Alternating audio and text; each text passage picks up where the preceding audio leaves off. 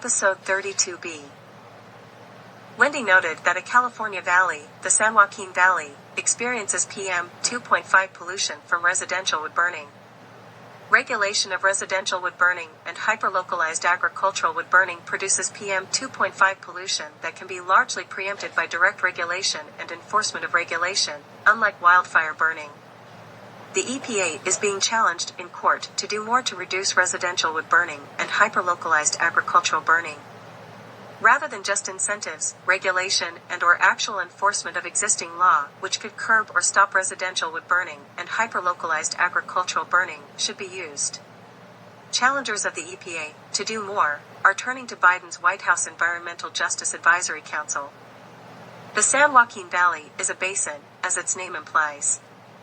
Wood smoke descends into basins and valleys and causes more harm in those areas because the wood smoke remains in the basins rather than being swept away by winds. There are not enough hyperlocalized air quality monitors, such as resident-owned Purple Air PM 2.5 monitors in the San Joaquin Valley now. By the measurements of air quality monitors, which are not hyperlocalized, the large area of the San Joaquin Valley still shows high levels of PM 2.5.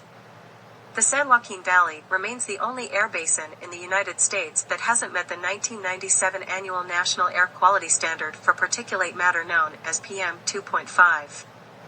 It's a standard that has since become even more strict as scientific research links exposure to PM 2.5 to serious health problems. The valley is also out of compliance with 2006 and 2012 standards. An estimated average of 1,200 people a year died prematurely from exposure to elevated levels of PM 2.5 in the San Joaquin Valley, according to 2014 to 2016 data from the California Air Resources Board.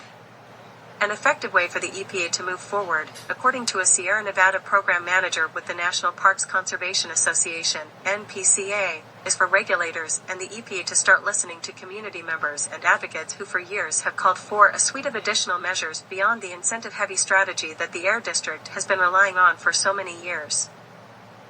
To put it plainly, more sticks, less carrots.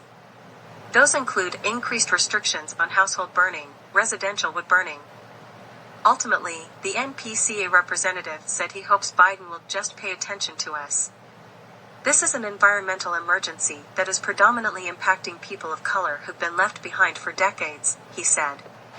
Give us more resources. Give us more attention. Because this could be a major victory.